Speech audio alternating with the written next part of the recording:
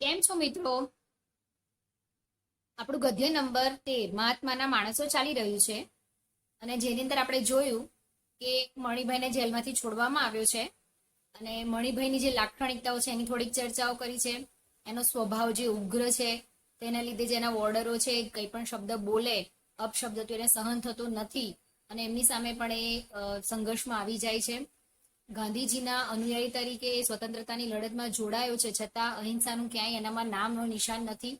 અને આવા મણિભાઈને જ્યારે સરકાર છોડે છે ત્યારે પોતાના ઘર તરફ જઈ રહ્યો છે, પણ ઓછું ભણેલો છે, ગામડાનો રહેવાસી છે, કોઈની સાથે કોઈ લપન છપનમાં પડતો નથી. એવો સાદો અને સરળ માણસ કઈ રીતે જેલમાં સુધી પહોંચી ગયો એની ગાથાની પણ આપણે અગાઉ ચર્ચા કરી જ લીધી છે. હવે પાઠને આપણે ધીરેથી આગળ વધારી રહ્યા છીએ. અને મુદત પૂરી થતા જે પાછો પોતાને વતન પહોંચી બળદના પૂંછડા આમળવાની જ અભિલાષા સેવે છે. એને શું કરવું એની ગતાગમ નહોતી, છતાંય એને હાથેથી કંઈક થઈ જાય તો જતું જ, જે સરકારને ન ગમે અને સત્યાગ્રહીઓને પણ ન ગમે. પરિણામે સરકારના કર્મચારીઓનો તે માર ખાતો અને એના મૃદુભાષી સાથીઓનો ઠપકો પણ ખમતો. મિત્રો, પ્રસ્તુત ફકરામાં ઘણું બધું વ્યાકરણ સમાયેલું છે. આપણે વ્યાકરણને સમજતા ફકરા સાથે આપણે પેરેલલ ચાલીશું. તો હવે જરાક આ ફકરામાંથી જે તમારા સમાનાર્થી શબ્દો પૂછાય છે, જે રૂઢિપ્રયોગના અર્થ પૂછાય છે, વિરોધાર્થી શબ્દો પૂછાય છે, એને આપણે થોડાક સમજતા જઈએ.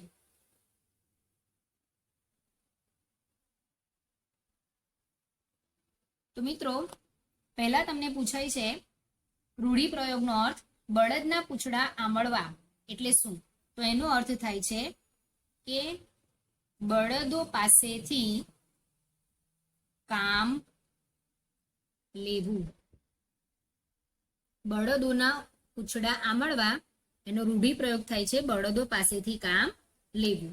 એના પછી બીજો શબ્દ તમને પૂછાય છે અભિલાષા. જોડણીમાં પણ તમને આ શબ્દ કામ લાગે એવો છે, અભિલાષા. અને અભિલાષાનો સમાનાર્થી શબ્દ પણ તમને પૂછાય છે. તેનો સમાનાર્થી શબ્દ છે અરમાન અથવા તો ઈચ્છા. આ એના સમાનાર્થી શબ્દો પણ છે. તમને આ તેમાં પૂછાય છે જોડણીમાં. અભિલાષાની જોડણી પણ તમને પૂછાઈ શકે છે. તેવી જ રીતે સમાનાર્થી શબ્દ બોર્ડની અંદર તમને જે પૂછાય છે તેમાં તમારે ચોઈસ કરવાના હોય છે. 5 સમાનાર્થી શબ્દો આપેલા હોય ને એની સામે 2 પેરમાં સમાનાર્થી શબ્દો હોય જે તમારે શોધવાના હોય છે. તો અરમાનનું અભિલાષાનું સમાનાર્થી થાય છે અરમાન અથવા ઈચ્છા. તો મુદત પૂરી થાય છે ને પોતાના વતને જાય છે, તો વતને જઈને શું કરવાનું છે એ માટેનો એ વિચાર કરી લે છે કે ભાઈ ફરીથી હું બળદો પાસે કામ કરાવીશ અને ફરીથી મતલબમાં હું ખેતરને ખેડીશ. એ એની ઈચ્છા હોય છે. એ સિવાય એને શું કરવું કે એનાથી એને કઈ ગતાગમ નથી. ઘણીવાર પોતાના એવા વર્તનને કારણે એ જેલની અંદર ગમે તેવું વર્તન કરી બેસતો હતો અને એવા એમના ગમે તેવા વર્તનને કારણે સરકાર અને સત્યાગ્રહીઓ પણ એના ઉપર ગુસ્સે થઈ જતા હતા. એમને પણ નહોતું ગમતું મણિભાઈનો વર્તન, એનો સ્વભાવ.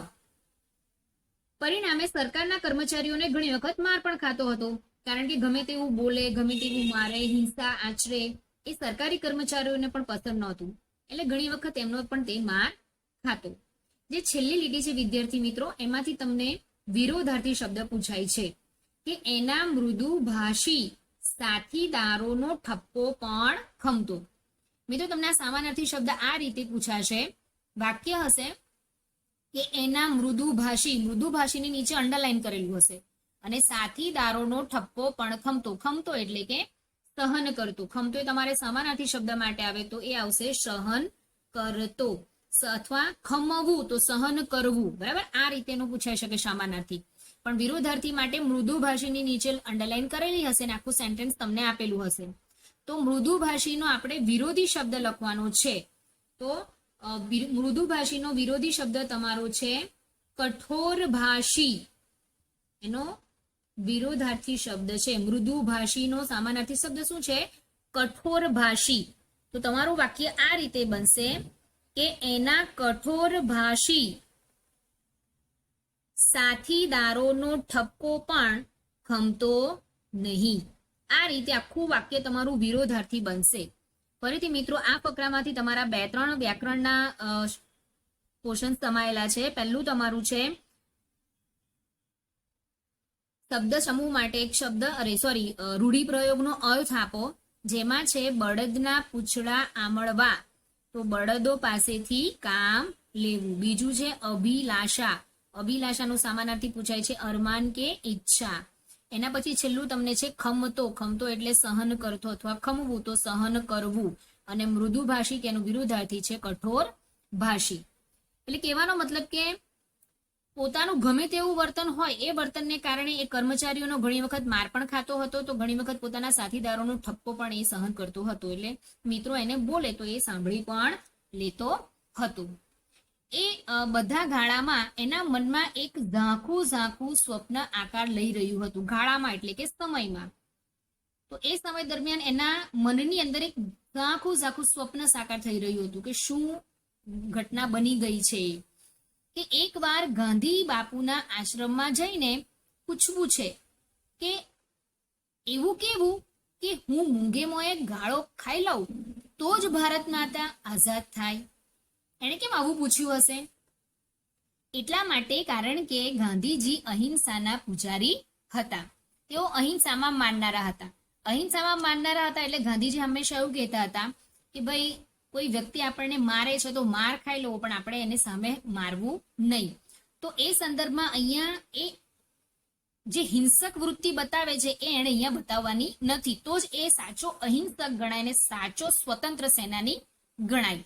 એટલે એને મનમાં ને મનમાં પ્રશ્ન થાય છે કે મારી હિંસા સાથે સ્વતંત્રતાને શું લેવા દેવા છે, આઝાદીને શું લેવા દેવા છે.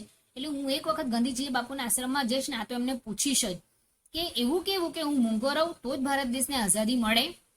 આ વાત એને સમજાતી નહોતી, એના મગજમાં આ વાત આવતી નહોતી. ગાળો ખાઈ લેતો એટલે કે અપશબ્દો સહન કરી લેતો. ગાળ માટેનો સમાનાર્થી શબ્દ આપણે આગળ જોઈ લીધો છે કે ગાળ એટલે અપશબ્દ. તો અહીંયા ગાળ ખાઈ લેતો એ રૂઢિપ્રયોગ તમને પૂછાઈ શકે. તો કે અપશબ્દ સહન કરી લેતો. ખાઈ લેતો એટલે ખાવા માટે અર્થ નથી વપરાયો, પણ સહન કરી લેવા માટે વપરાયું છે. જો કે જેલવાસ દરમિયાન એના સુરક્ષિત ભાઈબંધોની મદદથી એનું ભણતર ઠીક આગળ વધ્યું હતું. જેલવાસ હતો એ દરમિયાન પોતાના મિત્રો સાથે રહીને એ ઘણું બધું ભણતા શીખ્યો હતો અને એનું ભણવાનું ચાલુ પણ હતું આગળ. અનેક અજાણી ચોપડીઓના પાનામાંથી અજવાળું પથરાતું જતું હતું. અજવાળું પથરાવું એટલે કે જ્ઞાન રૂપી પ્રકાશ ફેલાવવો. તમને આ સમાનાર્થી પૂછાય કે ભાઈ અજવાળું પથરાવવું તો જ્ઞાન રૂપી પ્રકાશ ફેલાવવું. બરાબર, આ તમને રૂઢિપ્રયોગમાં પૂછાઈ શકે છે કે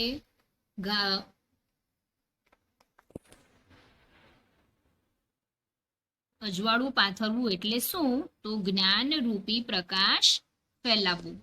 એટલે કે જેલવાસ દરમિયાન એ પોતાના મિત્રો પાસેથી કંઈક ભણતો જઈ રહ્યો હતો અને કંઈક ને કંઈક શીખતો હતો.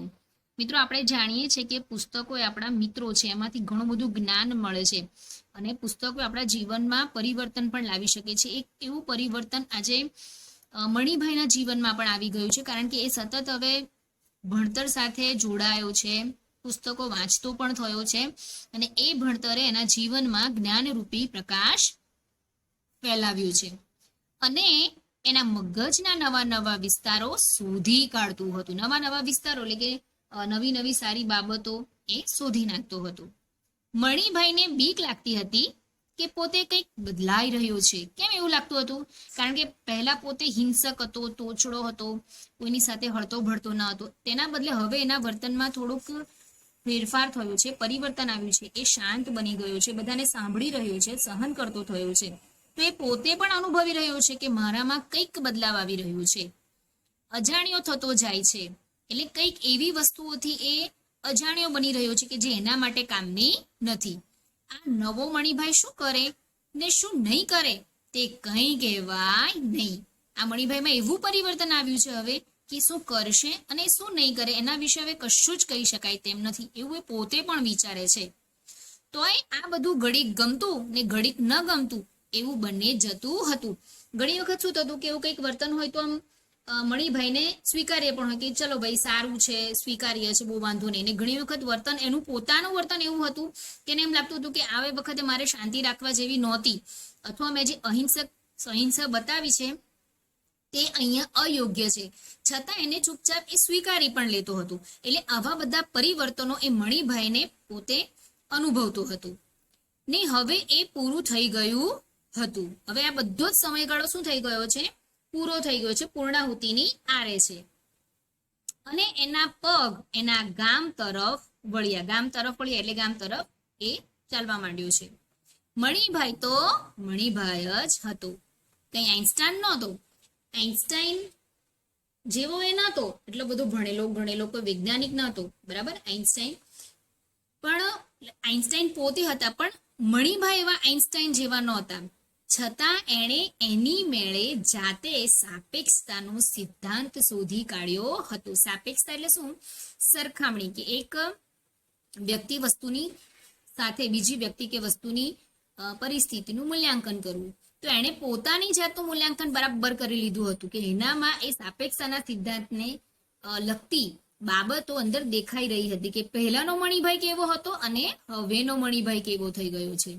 અને અત્યારે એ એવું અનુભવતો હતો કે જાણે જેલમાં મહિનાઓ નહીં પણ વર્ષોના વર્ષો રહ્યો હોય, જાણે એક ભવ વીતી ગયો હોય, જાણે એક નવો જન્મેલો મણિભાઈ સ્વપ્નમાં ચાલતો ચાલતો પોતાના પૂર્વજન્મની ભૂમિકા શોધતો હોય. જો અહીંયા પૂર્વજન્મ એટલે કે આગલો જે જન્મ હોય તેના માટે શબ્દ વપરાયો છે. અને ભૂમિકા એટલે કે ભૂમિ, જમીન. અને ભવ એટલે કે જિંદગી. ભવ માટે તમને સમાનાર્થી શબ્દ આવી શકે છે કે ભવ એટલે શું? તો જિંદગી, બરાબર. જન્મારો, આવા શબ્દો તમને આવી શકે છે. મોટે ભાગે સાથે સાથે નાના નાના ઘણા સમાનાર્થી શબ્દો અને અર્થોની હું ચર્ચા કરું છું, પણ એવા હું લખું છું કે જે તમારી બોર્ડની એક્ઝામમાં તમને રિલેટેડ હોય. તો અહીંયા ભવ માટે શબ્દ માટે આવી શકે છે. એવી રીતે ભૂમિકા એટલે કે જમીન, માતૃભૂમિ એ શબ્દ એના માટે વપરાઈ શકે છે. તો અહીંયા પહેલા કરતા મણિભાઈ કેવો થઈ ગયો છે? બદલાઈ ગયો છે. અને એક નવો જન્મેલો મણિભાઈ આજે એની પોતાની જન્મભૂમિ ઉપર પાછો ફરી રહ્યો છે. આછો વગડો હવે પૂરો થવાની તૈયારીમાં હતો. એટલે મણિભાઈ જ્યાં ચાલતો હતો ત્યાં વગડો હતો, તો એ વગડો હવે પૂરો થવાની તૈયારીમાં હતો. આગેથી એટલે શું થાય? દૂરથી તમાકુના લીલાછમ ખેતર દેખાતા હતા. તમાકુના જે લીલા લીલા ખેતરો હતા તે દેખાઈ રહ્યા હતા. મહેનતુ ખેડૂતોના હાથ રોજે રોજ ફરતા હતા, એટલે ક્યાંય વાંકો ચૂકો છોડ કે નીંદણ દેખાતું નહોતું. જ્યારે ખેડૂત ખેતી કરે છે ત્યારે એને બહુ કાળજી રાખીને એ વસ્તુને એટલે કે એ પાકની કાળજી બહુ રાખવી પડે, તો જ એ પાક સચવાયેલો રહે. નહીં તો તીડ છે, નાના નાના પક્ષીઓ છે, જીવાતો એને ખાઈ જાય, અથવા પક્ષીઓ ઉડીને એને વાંકો કરી નાખે, પવનથી એ વળી જાય.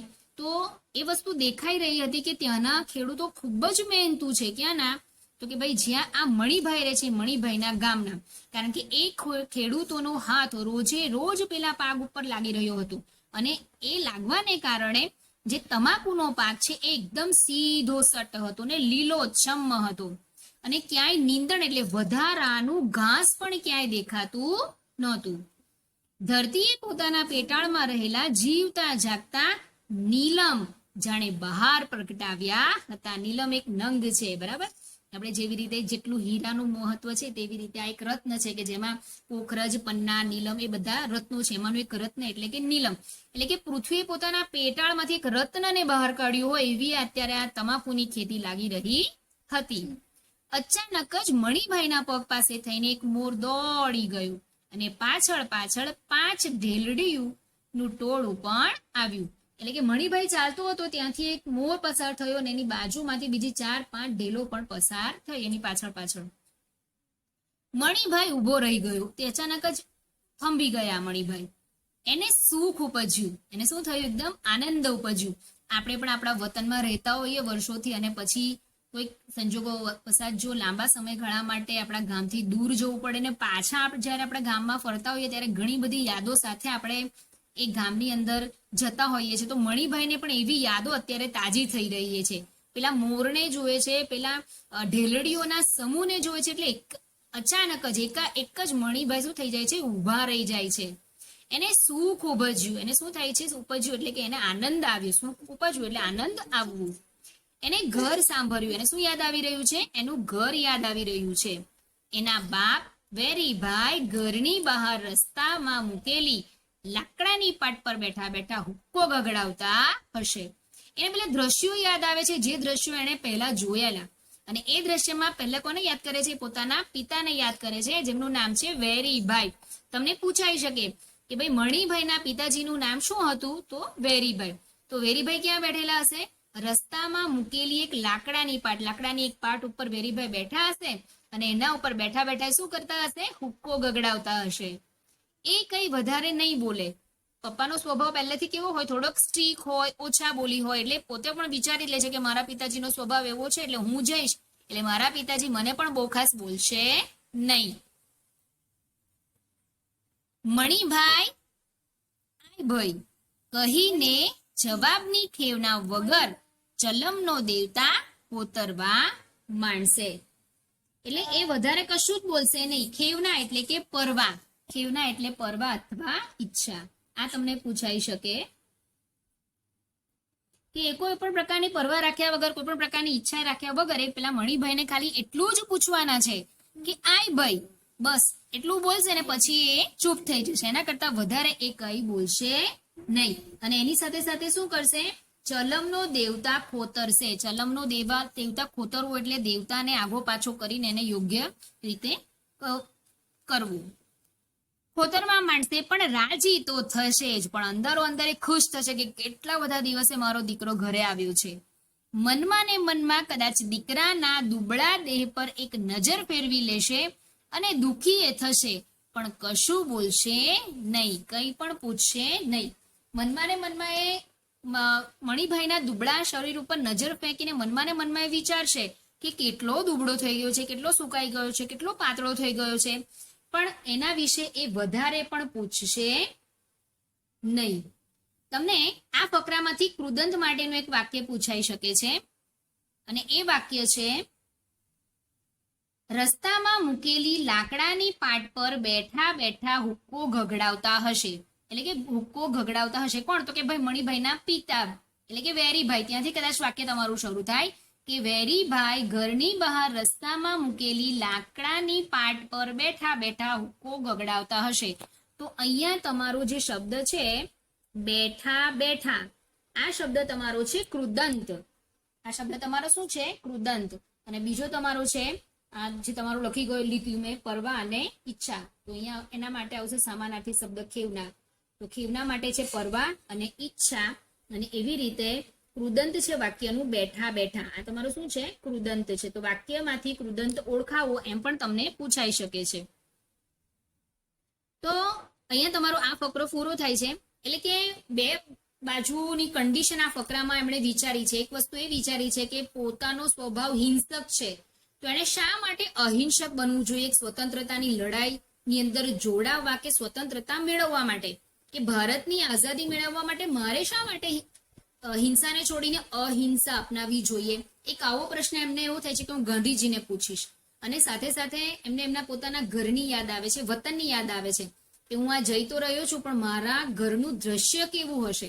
તો એ ઘરના દ્રશ્યની અંદર પહેલા કોને યાદ કરી રહ્યા છે? અત્યારે એમના પિતાને, કે ભાઈ બાર ખાટલાની પાટ ઉપર બેઠા બેઠા એ હુક્કો ગગડાવતા હશે ને મને ખાલી એટલું કહેશે કે ભાઈ આય, અને એના પછી મારા દુબળા શરીર ઉપર એ દ્રષ્ટિપાત તો કરશે, પરંતુ એ સિવાય એ બીજું કંઈ પણ બોલશે નહીં. જોઈએ આગળ. હવે આમ એમના પિતા માટે એમણે આવું વિચાર્યું છે. આગળ એમની માતા માટે કે પોતાની પત્ની માટે એ બધું શું વિચારી રહ્યા છે એ તરફ આપણે આગળ વધીએ. એ બધું બાનું કામ એટલે કયું બધું કામ? તો કે ભાઈ દીકરો આવ્યો છે તો એને પાણી આપવું, એના ખબર અંતર પૂછવા, એના પર હાથ ફેરવવો, કે એની કાળજી રાખવી, ચિંતા કરવી કે સવાલો પૂછવા, એ બધું કામ કોનું છે? બાનું એટલે કે માતાનું. પહેલાના સમયમાં મમ્મીને બા તરીકે લોકો ઓળખાવતા હતા. તો એ બધું કામ કોનું છે? બાનું છે, મમ્મીનું છે. બા તો તરત જ હેઠ પરસાળના ઉમરા લગી ભલી હશે તો ચોક લગી દોડી આવવાની. જો મમ્મીને ખબર પડશે એટલે બાને ખબર પડશે કે હું આવી રહ્યો છું, તો શું કરશે? એ પરસાળના ઉમરા લગી, ઉમરો એટલે કે ઉમરોટ સુધી તે શું કરશે? દોડતી આવશે.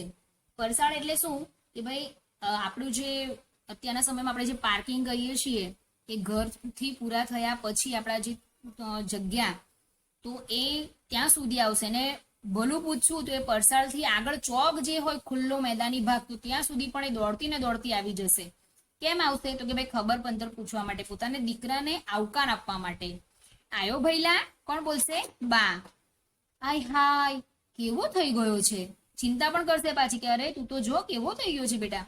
કરતી કાંખે આંસુડા ભરી દેશે. નાકની અંદર શું આવી જશે? એને આંસુ પણ આવી જશે. ઝટપટ ઘૂમટાથી આંખો લૂછીને પાણીનો લોટો ભરીને એ લાવશે.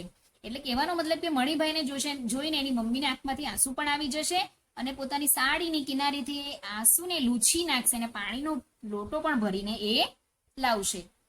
સોનું તે તી ચીજ છે એવો ચળક ચળક કરતો પિત્તળનો લોટો. એટલે કેવો સોનું આપણે જો જોવું હોય તો એ શું જોવાનું? કે બાની હાથનો પિત્તળનો લોટો કે જે ચળક ચળ કરતો હોય. એની બાના હાથે ઉટકાયેલો ચોખ્ખો ચણાક લોટો છે પિત્તળનો, પણ એટલો ચોખ્ખો ચણાક એમને ઉટકવું એટલે કે ઘસવું. આ પણ તમને આ શબ્દ તમને સમાનાર્થીમાં ના પૂછાય, પરંતુ તમને છે ને તળપદા શબ્દો પૂછાય છે. તો એ તળપદા શબ્દમાં તમને કદાચ પૂછાઈ શકે કે ઉટકાયેલું એટલે શું? તો કે ભાઈ ઘસેલું અથવા તો ધોયેલું અથવા સાફ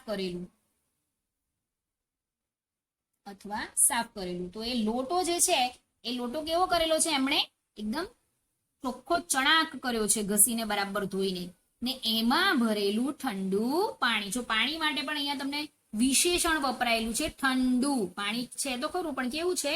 ઠંડુ પાણી છે. કારણ કે અત્યારના સમયમાં આપણને ઠંડુ પાણી નહીં મળે એટલે તો ફ્રીજનો ઉપયોગ કરીએ છીએ, પણ પહેલાના સમયમાં તો માટલામાં પાણી જેટલું બધું ઠંડુ થતું કે ફ્રીજની જરૂર પહેલાના સમયમાં નહોતી, તો એના પછી આપણને પડવા માંડી. તો પાણી તો લાવશે પણ કેવું લાવશે? ઠંડુ લાવશે. માણસ બીજું શું માંગે આ દુનિયામાં? કે પોતાની માતાના હાથે એકદમ ચોખ્ખા ચણાક લોટાની અંદર ઠંડુ પાણી પીવા મળે એટલે માણસને સ્વર્ગનું સુખ મળી ગયું. બધું જ સુખ અહીંયા મળી જાય છે કારણ કે મમ્મીના હાથનું પાણી પીવા મળે છે. મણિભાઈના પગ ઝડપથી ઉપડ્યા. મણિભાઈના પગ ઝડપથી ઉપડ્યા એટલે કે ઝડપથી એ ચાલવા લાગ્યા. મિત્રો અહીંયા એક વિરોધાર્થી શબ્દ પણ આપણો રહી જાય છે. વિરોધાર્થી શબ્દ માટે તમે જરાક ધ્યાન આપજો કે એની બાના હાથે ઉટકાયેલો ચોખ્ખો ચણાક લોટો. તો ચોખ્ખો ચણાક જે શબ્દ છે એની નીચે લીટી દોરેલી તમારે આવશે, તો જેની અંદર તમારે વિરોધાર્થી લખવાનું છે ગંદો ગોબરો. તો આનું વિરોધી કઈ રીતનું થશે? આનું વિરોધી થશે કે એની બાના હાથે ઉટકાયેલો ગંદો ગોબરો લોટો, અથવા સોરી એની બાના હાથે ન ઉટકાયેલો ગંદો ગોબરો લોટો. કારણ કે વાક્યને આપણે અહીંયા વિરોધાર્થી હોય ત્યારે નકાર કરવું જરૂરી છે. તો નકાર માટે તમે નહીં શબ્દ પણ વાપરી શકો છો અથવા તો ન શબ્દ પણ વાપરી શકો. એ તમારું વાક્ય સેન્ટેન્સ કેવું છે એના આધારે તમારે લખવાનું રહેશે. તો અહીંયા આપણે ન શબ્દ મૂકીને પણ વાક્યને શું કરવાનું છે? નકારમાં ફેરવવાનું છે. પણ મેઇન આ જે વાક્ય શબ્દ છે આપણો એ બદલાયેલો હોવો જોઈએ. ચોપડીમાં આપણને આપેલું છે ચોખ્ખો ચણક, તો એનું વિરોધી છે ગંદો ગોબરો. મણિભાઈના પગ ઝડપથી ઉપડ્યા. ઝડપથી ઉપડવું એટલે ઝડપથી ચાલવું.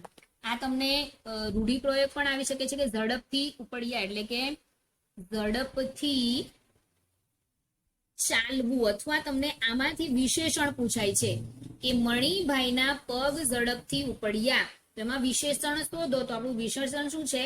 ઝડપથી આપણું વિશેષણ છે. પછી એની અંદર ઉપસતા પેલા બીજા મણિભાઈએ ધીરી ધીરી વાત કરવા માંડી. એટલે કે હંમેશા આપણે પણ આપણા આંતરિક મન સાથે ઘણી બધી વાતો કરતા હોઈએ છીએ. એમ મણિભાઈ ઝડપથી ચાલવા લાગ્યા, પણ પેલા એનું જે આંતરિક હૃદય છે, મન છે, એની સાથે ધીમે ધીમે વાતો કરવા માંડ્યા હતા. બા હજી લાજ કાઢે છે, ઘૂંટો તાણે છે. લાજ કાઢવી એટલે સાડીના છેડાને મોઢા સુધીને ખેંચી નાખવું. તો બા હજુ લાજ કાઢે છે, ઘૂંટો તાણે છે છેક સુધી.